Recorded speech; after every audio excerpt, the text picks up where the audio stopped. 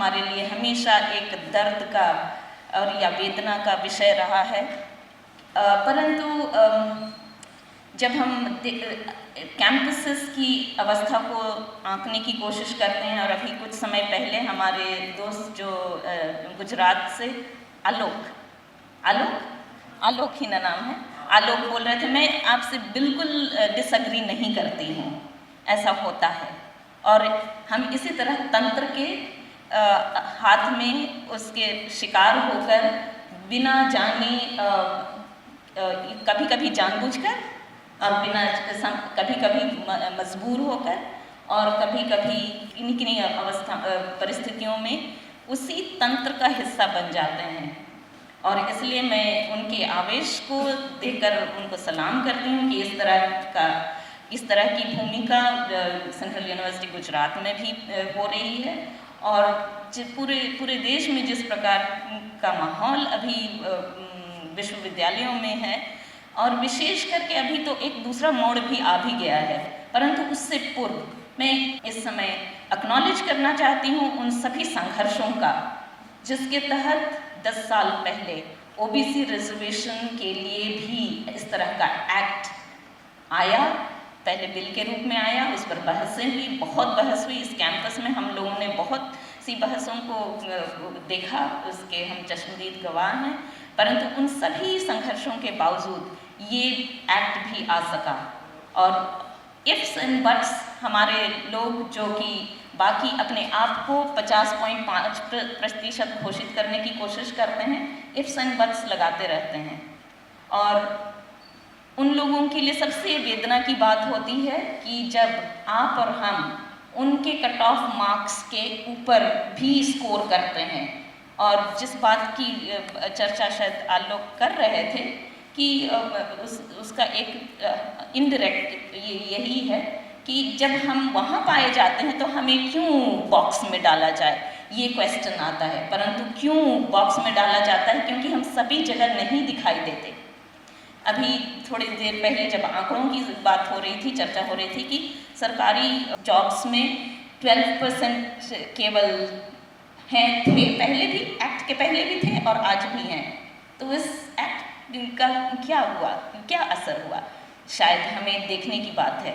ना केवल विश्वविद्यालयों में इसमें शोध करने की बात है, परंतु इम्प्लीमेंटेशन जिनके हाथ में है उनके साथ बैठकर चिंतन करने की बात नहीं है, बल्कि उसको इम्प्लीमेंट करवाने के लिए किस तरह से किया जाए, उन थ्रेडबेयर चीज़ों को देखने की बात है।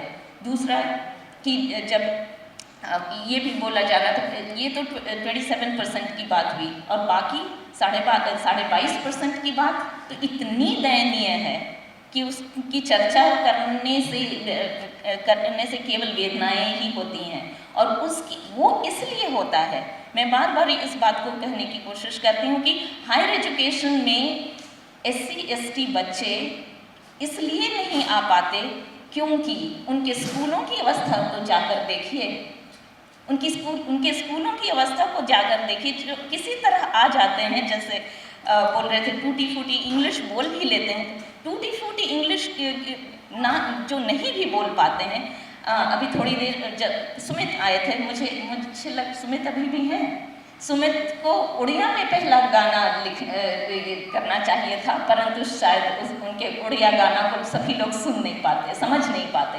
परंतु मैं आशा करती हूँ सुमित ऑल 6 लैंग्वेजेस को यूज़ करके वो अपने गाने बनाएंगे ताकि हर ट्रांसलेशन को हर भाषा में सुना जा सके। बात ये है कि स्कूलों की अवस्था ऐसी, दुर्दशा ऐसी है कि इस दूर तक, यहाँ तक आ ही नहीं सकते, और जितने आ सकते हैं उनका किसी न किसी तरह से सफोकेशन की परिस्थिति बनाई जाती है, उनको बतलाई जाती है कभी कभी की औकात क्या है।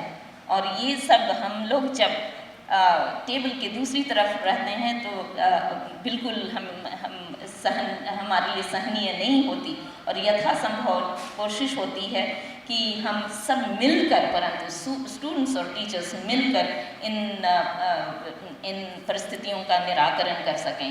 और इसलिए आज जब हम हायर एजुकेशन में रिजर्वेशन की बात पर चर्चा करना चाहते हैं तो मेरी गुजारिश ये भी रहेगी कि रिजर्वेशन के तहत विशेष करके SC ST एरिया लोगों के जिस एरिया से आते हैं वहाँ की स्कूली शिक्षा और शिक्षा के इंफ्रास्ट्रक्चर की स्थिति क्या है, और अगर इफ़ेक्टिव बनाना है हमें रिजर्वेशन को इम्प्लीमेंट कराने के लिए इफ़ेक्टिव बनाना है तो शायद नीचे से ही भी हमें काम करना होगा। और कुछ हम लोगों में से कुछ लोगों को जैसा पे बैक टू सोसाइटी में हो सकता है हमें अपने कुछ साल उसमें देने पड़े ताकि हम उन चीज़ों इंफ्रास्ट्रक्चर केवल नहीं परंतु माइंडसेट और सब तरह की चीज़ों को बदलने में अपना छोटा छोटा योगदान देने सकें।